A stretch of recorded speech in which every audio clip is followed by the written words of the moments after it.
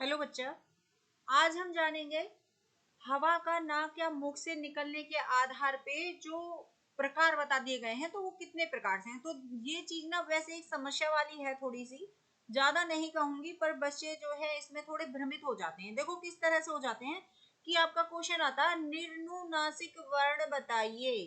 क्या कह देगा? निर्नुनासिक वर्ण बताइए, तो दिक्कत आ जाती है आप लोगों को। अनुनासिक वर्ण बताइए, ठीक है। और अगर आ जाए मौखिक स्वर बताइए तो आप कहेंगे जो मुख से उच्चारित होते हैं वही मौखिक स्वर कहलाते हैं, ठीक है। लेकिन बच्चा इसमें और जानकारी चाहिए, तो देखो इसमें क्या करना है। बिल्कुल भ्रमित नहीं होंगे आप अगर ये वीडियो देख रहे हैं तो। निर्नुनासिक कह दे, अनुनासिक कह दे या मौखिक स्वर कह दे, एक बात रहेगी, ठीक है। फिर आता है निर्नुनासिक की तरह आपको दिख रहा होगा अनुनासिक, लेकिन देखो बहुत अलग है। ये कह रहा निर यानी नहीं, और ये कह रहा अनुनासिक, ठीक है। अनुनासिक कहता है।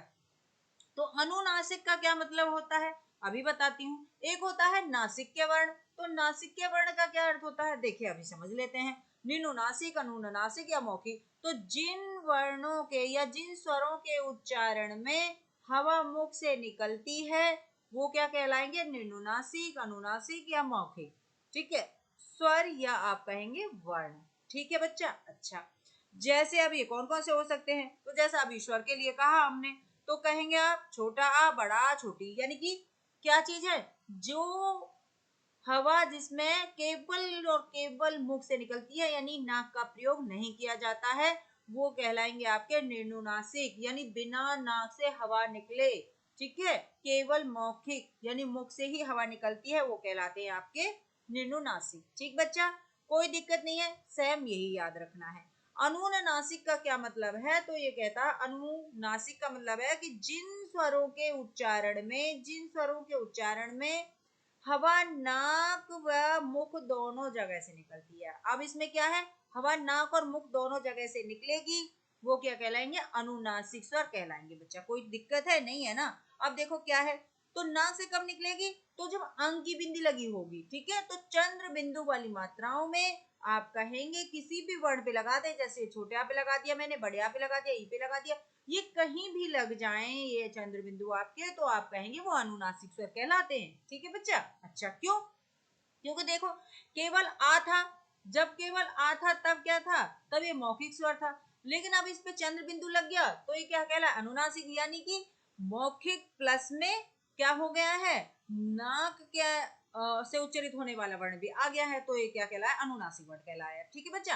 अब नासिक के वर्ण क्यों देख लो। नासिक वर्ण का मतलब होता है जिनका उच्चारण नाक से होता है, यानी कि जिनके उच्चारण में हवा केवल और केवल नाक द्वारा निकलती है, तो आप उसमें कहेंगे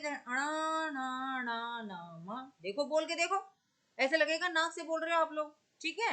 यही चीजें आपको ध्यान रखनी है, तो कोई कठिन काम नहीं है, बहुत ही आसान, बहुत ही सरल है। अगर कोई भी डाउट है तो आप मुझे कमेंट करके बता सकते हैं।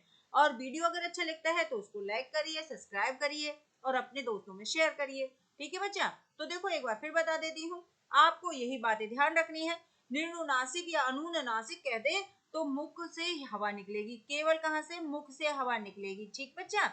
अगर अनुनासिक कहता है तो आप इसमें कहेंगे मुख प्लस में नाक से हवा निकलती है, ठीक। पहचान मैंने आपको बताई दी है, चंद्र बिंदु लग जाएंगे जब अनुनासिक शब्द बनेगा, ठीक है। नासिक के वर्ण में आप केवल कहेंगे, इनको ही हम क्या कहते हैं? पंचम वर्ण भी बोलते हैं, इन्हीं को हम क्या है? पंचम वर्ण बोलते हैं, ठीक है। हर वर्ग का पंचम वर्ण है, और यही क्या है? नासिक के वर्ण है, मैंने आपको वीडियो में बताया भी था। तो इसमें आप कहेंगे केवल नाक से ही हवा निकलती है, तो आप इन वर्णों को बोल के देखना, अणा या अणा ना म, तो ऐसे लगेगा जैसे आप नाक से ही बोल रहे हैं। और कुछ व्यक्तियों में क्वालिटी कुछ ज्यादा ही होती है, ठीक है बच्चा।